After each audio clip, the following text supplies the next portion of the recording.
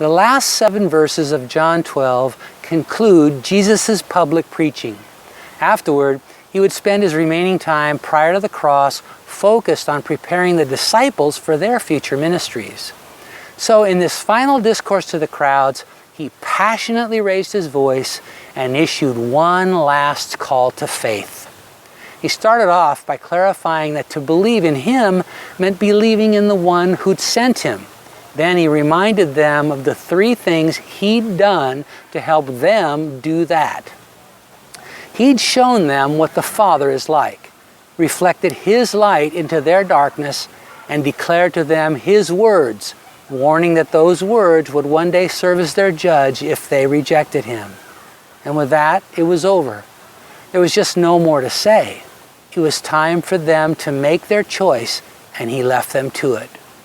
But I'm deeply intrigued by that succinct yet profound, trifold description of the Lord's ministry and how it impacts all of us. First, he showed us what the Father is like.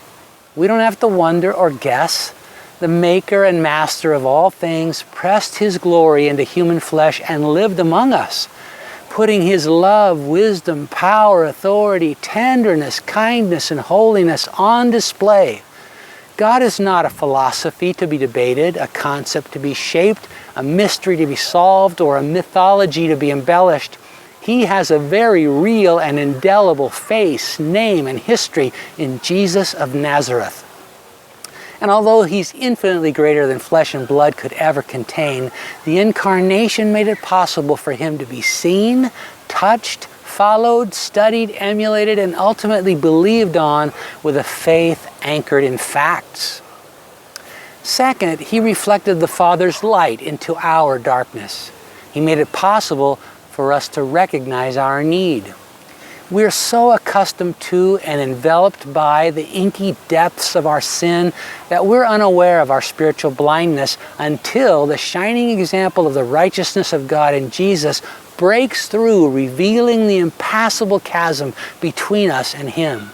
But then, like a rising sun illuminating a new day, Jesus also reveals the bridge across that divide opened for us through his love and sacrifice.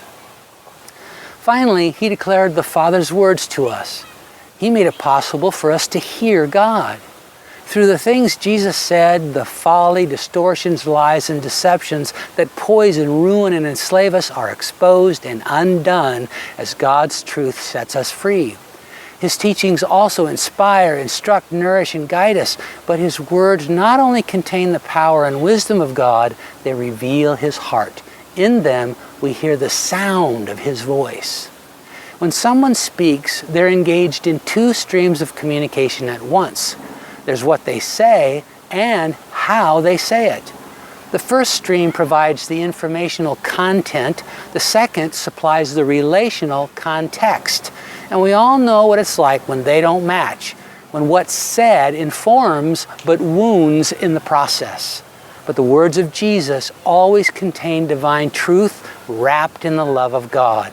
Even when his message seems confrontive and hard to receive, we always hear the unmistakable sound of our loving Father speaking life to us and caring enough to say what we need to hear.